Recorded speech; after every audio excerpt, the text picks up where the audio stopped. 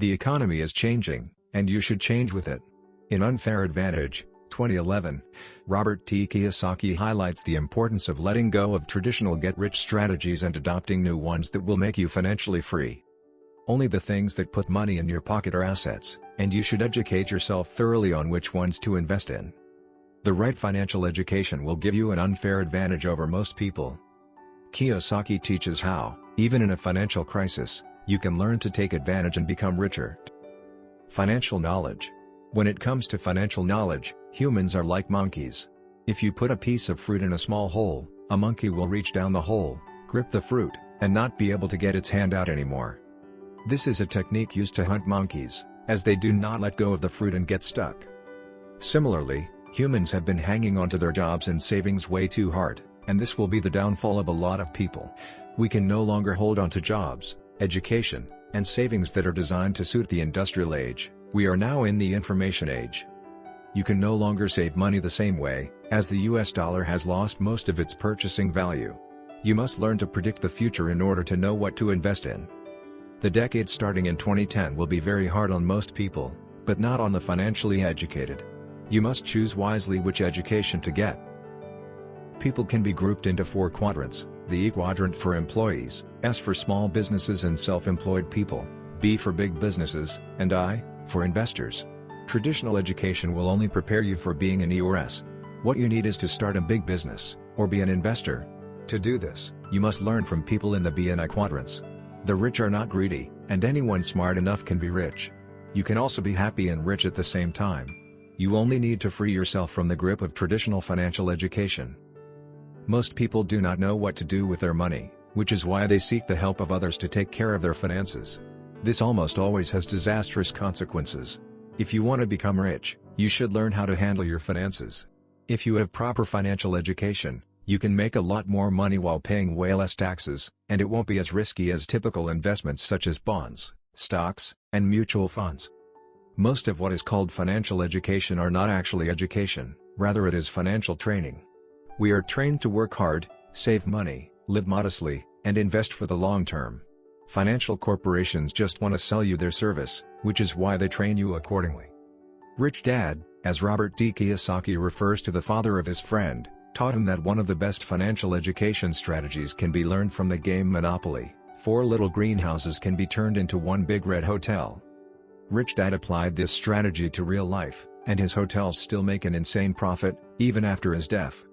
While doing this, he sought out proper financial education on taxes, asset protection, advertising, gold, trading, and creative financing.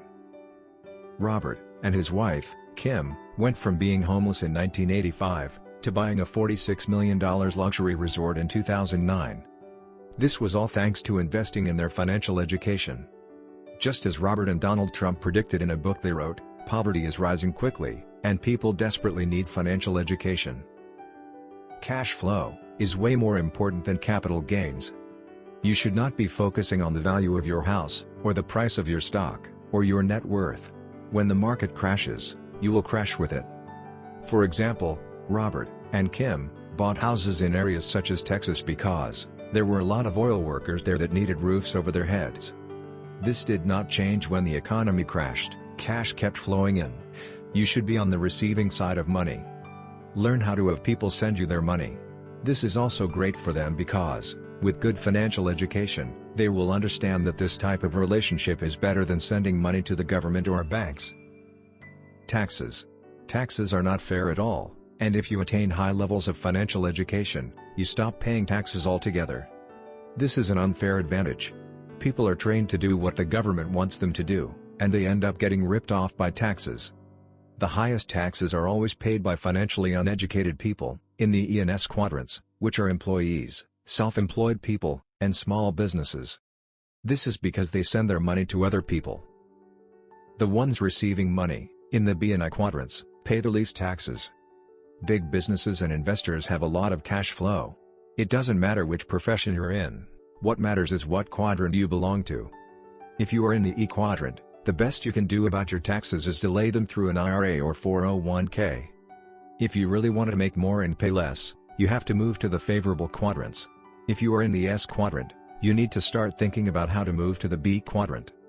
One of the first things you should tackle when changing quadrants is learning to seek freedom, not security.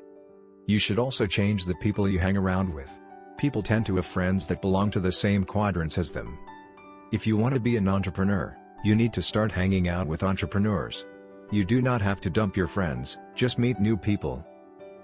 There are 3 types of incomes, and therefore 3 types of taxes. First is earned or ordinary income, and it is the highest taxed income. This is what you should get away from.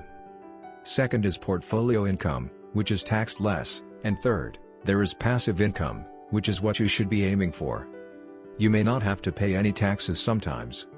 Retirement plans should be avoided at all costs. This is because they tax everything after you retire. If you invest through your retirement plan, you pay the highest taxes possible. You also barely have any control over your money and taxes when you opt for a retirement plan. Debt.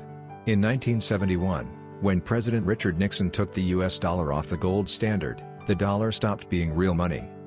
Because of this, savings lost value, and debt gained value.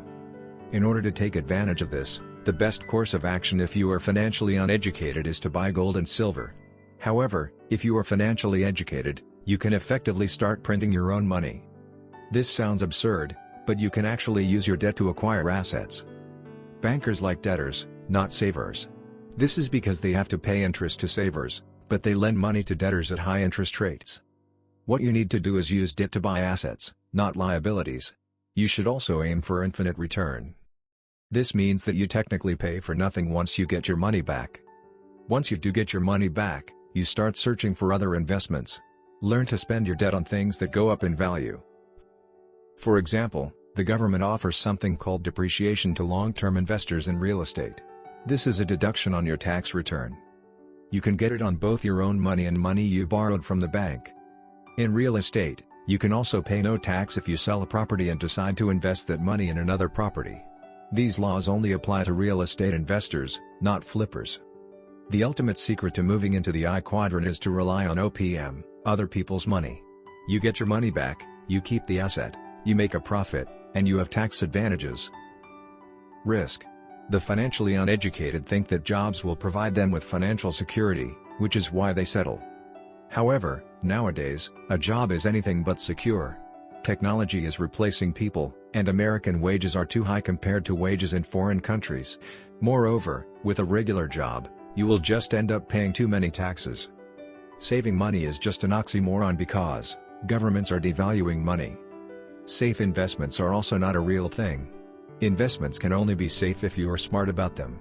Gold and silver are the best way to go, as when the purchasing power of the dollar goes down, their value goes up. Another oxymoron is fair shares. In stocks, shares are not all the same. There are common, preferred, and selling shareholders. Aim to be a selling shareholder. This means that you own a big chunk of stock in a company. Mutual funds are also not safe or fair, but rather one-sided. They are also not good when it comes to taxes. However, they provide people in the B and I quadrants with money. The concept of being debt-free is also an oxymoron. Even if everything you own is paid for, you still have a national debt. Big countries including the US have a lot of debt because they spend more than what they make. Overall, in order to maximize security, you need to have a maximum financial education. You need to learn about different asset classes, as this will maximize your control. The first type of asset is business. You need to be able to sell. Second, there is real estate. You will be able to make a profit off debt and taxes. Third, there are paper assets. They do not offer much control. Fourth, there are commodities. They require the least financial education, but gold and silver still go up and down in price. You need to know which class you are the most interested in and educate yourself well. Compensation. People working for money can no longer survive today, the way they did a couple of decades ago. They work hard but get caught up in a cycle of work, debt, taxes, and inflation. Or, they stop working and give up because they think the government will take all their money. The rich, however, do not get caught up in such cycles because they do not work for money. They rely on assets that keep producing cash flow, both in good and bad economies. These assets need to be essential for the world, such as oil. The world cannot run without it. There are many others, you just need to find one you are interested in. Poor people tend to focus on their expenses. They live day to day. The middle class, in contrast, focuses on liabilities. Their aim is to improve their lifestyle, and they invest in bigger houses, better cars, and nicer vacations. They also tend to let other people take care of their finances for them. As for the rich, they know what to focus on: assets. Focusing on assets means that your expenses and liabilities will handle themselves. If a rich, financially educated person wants a new car, they invest in a new asset that will pay for it. There are 3 laws of compensation that the rich follow. The first one states that in order to receive, you must give. For example, Kim earns more by providing more housing for people. The second law states that you should learn to give more. Traditional education will teach you how to take care of your own family. In order to succeed, you should know how to give to more people than just your loved ones. Providing for other people means that laws and taxes will swing in your favor. The third law states that the more you learn, the more you earn. Experience is gained in real life, not in school. You can't just take a couple of courses and call it a day on learning. You must apply your knowledge. Education is a process, especially financial education. At the beginning, you will have to work hard for little return, but eventually, you will be barely working and making millions.